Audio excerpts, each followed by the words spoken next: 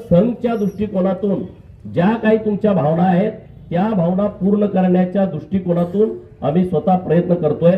त्याबद्दल तुम्ही अजिबात चिंता करू नका। लोकांनी पण गैरसमज करण्याची आवश्यकता नाही। आणि जे आपले आंदोलनकर्ते आहेत त्यांनाही माझी विनंती आहे, तुम्ही मला बोला ना। मागे तुम्ही जे निवेदन दिलं इथं गावात आल्याच्या नंतर ते सगळे निवेदन जसे तसं मी सरकारकडे दिलंय। आता आचारसंहिता आहे, आणखी महिना दीड महिना आचारसंहिता चालेल। जिल्हा परिषदची आचारसंहिता होईपर्यंत आता कुठलाच निर्णय राज्य सरकारकडून होणार नाही।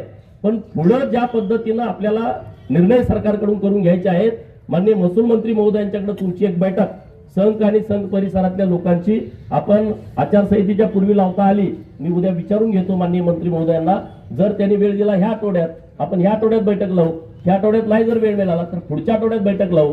तुमच्या भावना जशाच्या तशा तुम्हाला व्यक्त करण्याची संधी माननीय मंत्री महोदयांच्या समोर देतो। तुम्ही तिथं तुमची भूमिका मांडा, काही तुम्हाला कुठली अडचण येणार नाही आणि अजिबात चिंताग्रस्त राहू नका, एवढी तुम्हाला माझी कळकळीची विनंती आहे। उपोषणकर्ते गेल्या 5 दिवसापासून या गावासाठी आणि परिसरातल्या लोकांच्यासाठी उपोषणाला बसलेले, त्यांना मी विनंती तुमच्या सर्वांच्या वतीने करतो। आता मंत्री महोदय आंबेडकर साहेब पण त्यांच्याशी व्हिडिओ कॉलवरून बोलणार आहेत, तर आंबेडकर साहेबांच्या विनंतीला मान देऊन त्यांनी उपोषण सोडावं।